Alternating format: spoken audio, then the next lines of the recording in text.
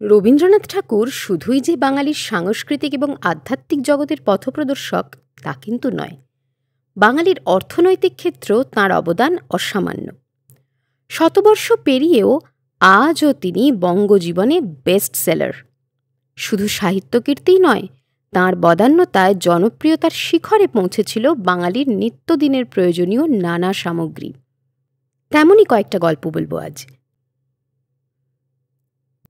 সে সময়ের নথিপত্র ঘেঁটে জানা যায় 1889 থেকে 1941 সাল অর্থাৎ মৃত্যুর বছর পর্যন্ত নানা পণ্যের বিজ্ঞাপনের সঙ্গে যুক্ত ছিলেন রবীন্দ্রনাথ। সবার প্রথমে বলতে হয় কুন্তলিন তেলের কথা। বিখ্যাত সুগন্ধি প্রস্তুতকারক হেমেন্দ্রমোহন বসুর কুন্তলিন তেলের বিজ্ঞাপনে অংশ নিয়েছিলেন রবীন্দ্রনাথ।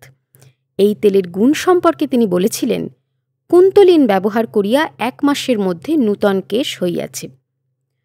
তখনকার দিনে লোকের মুখে মুখে ঘুরে বেড়াত তাঁরই ছড়া, কেশে মাখো কুন্তলিন, রুমালেতে দেলখোস, পানি খাও তাম্বুলিন, ধন্য হোক এইচ বোস। প্রসঙ্গত এই দেলখোসও কিন্তু হেমেন্দ্রমোহন বসুরই সুগন্ধি দ্রব্য। আধুনিক যন্ত্রপাতি বিষয়েও এইচ বোসের যথেষ্ট উৎসাহ ছিল। টমাস আলভা এডিসনের আবিষ্কৃত শব্দগ্রাহক যন্ত্র ফোনোগ্রাফ এবং ফরাসি প্যাথোফোনকে তিনি কলকাতায় নিয়ে আসেন। এই প্যাথোফোনেই রেকর্ড করা হয়েছিল রবীন্দ্রনাথের গাওয়া বন্দে মাতারাম গান এবং সোনার তরী কবিতা। শুধু তাই নয়, এইচ বোসের পণ্যের আকাশ ছোঁয়া জনপ্রিয়তার কারণে তিনি কয়েক বছরের মধ্যেই প্রতিষ্ঠা করেন কুন্তলিন প্রকাশনা সংস্থা। 1903 সাল থেকে তিনি চালু করেন কুন্তলিন পুরস্কার, যার প্রাপকদের মধ্যে অন্যতম ছিলেন কথাসাহিত্যিক শরৎচন্দ্র চট্টোপাধ্যায় এবং বৈজ্ঞানিক জগদীশচন্দ্র বসু। তবে শুধু রবীন্দ্রনাথই নন, এইচ বোসের পণ্যের বিজ্ঞাপনে ব্যবহার করা হয় মতিলাল নেহেরু, লালা লাজপত রায় এবং রাষ্ট্রগুরু সুরেন্দ্রনাথ বন্দ্যোপাধ্যায়ের ছবি ও উক্তি। এই বিজ্ঞাপনটি প্রকাশিত হয় ভারতবর্ষ পত্রিকার 1338-এর কার্তিক মাসের সংখ্যায়। গল্প তো আরও আছে, তবে তার আগে চ্যানেলটা সাবস্ক্রাইব করা না থাকলে ঝট করে সাবস্ক্রাইব করে নিন, আর পাশের বেল বাটনটাও প্রেস করে দিন, না হলে পরের ভিডিওগুলো মিস হয়ে যাবে যে। এবার যাওয়া যাক পরের গল্পে। চা প্রস্তুতকারক সংস্থা লিপটনের বিজ্ঞাপনেও দেখা যায় রবীন্দ্রনাথের অংশগ্রহণ। এই চায়ের বিজ্ঞাপন প্রসঙ্গে তিনি লিখেছিলেন, চা স্পৃহ চঞ্চল, চাতক দলচল, কাতলি জলতল, কল কল হে। লিপটন চায়ের এই বিজ্ঞাপনের মাধ্যমে রবীন্দ্রনাথের চা প্রীতির কথা প্রচারিত হতেই লিপটন চা বাজারে ছেয়ে যায়। ঠিক এমনভাবেই রবীন্দ্রনাথ প্রদত্ত বিজ্ঞাপনের জোরে একটি স্বদেশী সংস্থা তৎকালীন সময়ে একই পণ্য প্রস্তুতকারক বিদেশি সংস্থাকে টক্কর দিতে পেরেছিল। এই স্বদেশী সংস্থাটি হল সুলেখা কালী। বিদেশি সংস্থা পার্কারের কুইঙ্ক এবং শেফার্সের স্ক্রিপের সঙ্গে প্রতিযোগিতায় বেশ এগিয়েই ছিল স্বদেশী সুলেখা কালী। রবীন্দ্রনাথ এই কালীর প্রশস্তিতে লিখেছিলেন, সুলেখা কালী, এই কালী কলঙ্কের চেয়েও কালো। এই অসামান্য ট্যাগলাইন জনপ্রিয়তার শিখরে পৌঁছে দেয় সুলেখা কালীকে।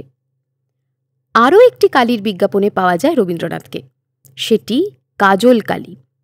এই কালীর প্রসঙ্গে তিনি লিখেছিলেন, কাজল কালী ব্যবহার করে সন্তোষ লাভ করেছি, এর কালিমা বিদেশি কালীর চেয়ে কোনো অংশে কম নয়। একটি ইংরেজি বিজ্ঞাপনে বোর্নভিটার প্রচারে রবীন্দ্রনাথকে অংশ নিতে দেখা যায়। তার জীবদ্দশায় প্রবাসী বা ভারতবর্ষ পত্রিকায় এবং মৃত্যুর পরে ক্যালকাটা মিউনিসিপ্যাল গেজেটের বিশেষ সংখ্যায় বিজ্ঞাপনটি ছাপা হয়েছিল। জলযোগের মিষ্টি কবির অত্যন্ত প্রিয় হওয়ায় এই মিষ্টি প্রস্তুতকারক সংস্থার জন্য বিজ্ঞাপন দিয়েছিলেন কবি। তিনি লিখেছিলেন, জলযোগে বানানো মিষ্টান্ন আমি চেখে দেখেছি, এটা আমাকে তৃপ্তি দিয়েছে, এর আলাদা স্বাদ আছে। একদিকে যেমন মিষ্টির বিজ্ঞাপন দিয়েছেন রবীন্দ্রনাথ, আবার অপরদিকে তাকে দেখা গেছে পাগলের ওষুধের বিজ্ঞাপন দিতে। ডাক্তার উমেশচন্দ্র রায়ের জগৎবিখ্যাত পাগলের মহৌষধ রয়া পিলার গুণগান গেয়েছেন তিনি দেশ পত্রিকার 1360-এর আশ্বিন সংখ্যায়। এই ওষুধ আসলে ছিল মৃগী, হিস্টেরিয়া, অনিদ্রা ইত্যাদি স্নায়বিক রোগের ওষুধ। এই ওষুধ বানাত কলকাতার এস.সি. Roy and co. এই ওষুধের বিজ্ঞাপনে কবি লেখেন, আমি ইহার উপকারিতা বহুকাল যাবৎ জ্ঞাত আছি। এছাড়াও তিনি স্বদেশী নানা পণ্য যেমন radium cream, Srighrita, Senola record company, Bholanath Dutta and sons লিমিটেডের কাগজ এবং ডোয়ার্কিন হারমোনিয়াম কোম্পানির জন্য বিজ্ঞাপনে অংশগ্রহণ করেছিলেন। সে সময়কার ফটোগ্রাফার এস ঘোষের ফটোগ্রাফির বিষয়েও বিজ্ঞাপন দিয়েছিলেন রবীন্দ্রনাথ। আবার গোদরেজের মতো বিখ্যাত কোম্পানির বিজ্ঞাপনও দেখতে পাওয়া যায় রবীন্দ্রনাথকে। তাঁদের সাবানের বিজ্ঞাপনে কবি লিখেছিলেন, গোদরেজ সাবানের চেয়ে বেশি ভালো বিদেশি সাবান সম্পর্কে আমার জানা নেই। বিদেশি সংস্থার ক্ষেত্রে আরও একটি বিজ্ঞাপনে দেখা যায় রবীন্দ্রনাথকে।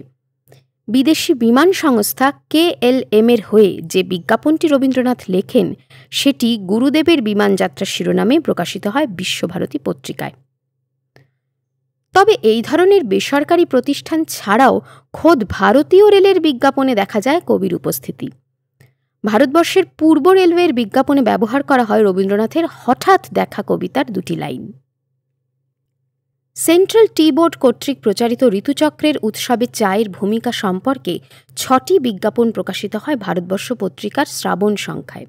সেখানেও দেখা যায় রবীন্দ্রনাথের গানের কটি লাইন। চলচ্চিত্রের বিজ্ঞাপনেও কবির বাণী এবং আশীর্বচন একাধিকবার ব্যবহার করেছেন প্রযোজক সংস্থা।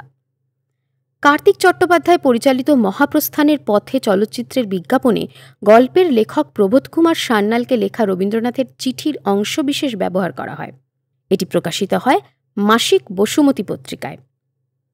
1965 সালে মুক্তিপ্রাপ্ত বিজয় বসু পরিচালিত বাংলা ছায়াছবি রাজা রামমোহনের প্রচারের জন্য নির্মিত বিজ্ঞাপনে রামমোহন রায়ের প্রতি রবীন্দ্রনাথের লেখা প্রশস্তি ব্যবহৃত হয়।